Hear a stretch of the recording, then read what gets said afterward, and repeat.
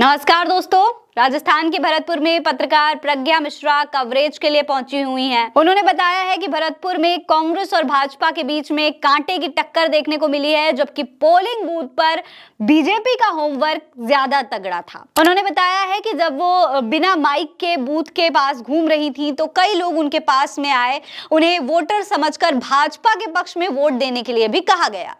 इस मामले में कांग्रेस भाजपा से मात खा रही है। ये देखिए, प्रज्ञा मिश्रा जी ने ट्वीट करके बताया है कि जयपुर से भरतपुर के रास्ते में हूं, तमाम पोलिंग बूथ कवर किए, कांग्रेस और बीजेपी के बीच कांटे की टक्कर है।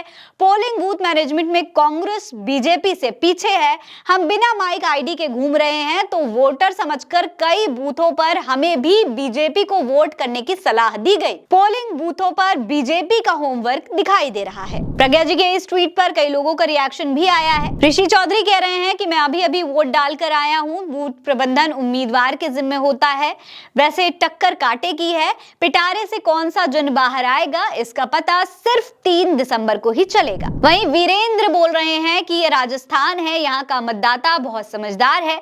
बीजेपी के लोग चाहे पैरों में गिर जाएं, लेकिन वोटर अपनी इच्छा से ही डालेंगे। प्रवीण जैन नाम के एक यूजर का कहना है कि बूथ प्रबंधन भाजपा का हमेशा अच्छा रहता है। कांग्रेस ने राजस्थान में 20 सालों से गठबंधन पर कोई ध्यान नहीं दिया। भाजपा के पास संघ, बजरंग दल, एबीवीपी, युवा मोर्चा, भाजपा और भी संगठन है।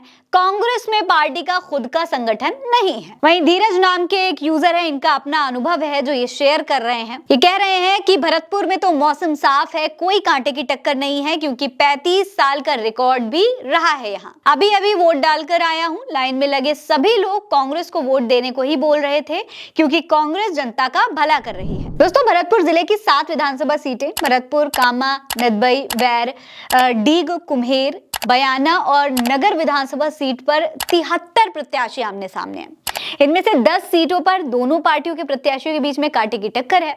प्रधानमंत्री मोदी ने भी भरतपुर में रैली की थी, सभी को पता है। उसका असर यहाँ पर अब दिखाई दे रहा है। भाजपा कार्यकर्ता पोलिंग बूथ पर पूरी तैयारी के साथ में डटे हुए हैं, खड़े हुए हैं। वहीं कांग्रेस के राष्ट्रीय अध्यक्ष मल्लिकार्जुन खड़गे और मुख्यमंत्री अशोक गहलोत ने भी भरतपुर जिले में सभाएं की थी, जिसकी वजह से कांग्रेस के चुनाव अभियान को भी काफी गति मिली है। हालांकि प्रज्ञा मिश्रा जी की पिछले कई दिनों से राजस्थान की चुनावी कवरेज में उन्होंने राजस्थान के अलग अलग जिलों के चुनाव को कवर किया है, जनता की राय जानी है, जिससे भारतीय जनता पार्टी और कांग्रेस के बीच में कांटे की टक्कर ग्राउंड लेवल पर भी देखी गई है। जनता में राजस्थान की कांग्रेस सरकार को लेकर कोई भी सरकार विरोधी लहर जैसा कुछ भी नहीं देखा गया, जिससे जाहिर है कि कांग्रेस की जो पकड़ है जमीन पर वो काफी मजबूत है, सालों से रही है और अभी भी बरकरार है। लेकिन पोलिंग बूथ मैनेजमेंट में कांग्रेस बीजेपी से पिछड़ गई है। सोचने वाली बात है कि राजस्थान में कांग्रेस का दबदबा है। पिछले 5 साल से राज्य में कांग्रेस की ही सरकार होने के बावजूद भाजपा के कार्यकर्ता पोलिंग बूथ पर कंट्रोल बनाए हुए हैं। यानी अगर कांग्रेस जीत भी रही होगी तो भी अपने ओवर कॉन्फिडेंस और इस थोड़ी सी लापरवाही की वजह से हार की कगार पर खड़ी हो सकती है। हालांकि प्रज्ञा जी के ट्वीट के बाद अचानक से कांग्रेस में तेजी आई, कांग्रेस सतर्क हो गई और बूथ प्रबंधन को और मजबूत करने लग गई। खैर, अब कांग्रेस कितनी एक्टिव हो पाई है और चुनाव के नतीजों पर इसका कितना असर पड़ेगा, ये तो 3 दिसंबर को मतगणना के बाद ही साफ हो पाएगा। राजस्थान चुनाव नतीजों से जुड़ी हर अपडेट के लिए आप देखते रहिए उल्टा चश्मा यूसी। नमस्कार।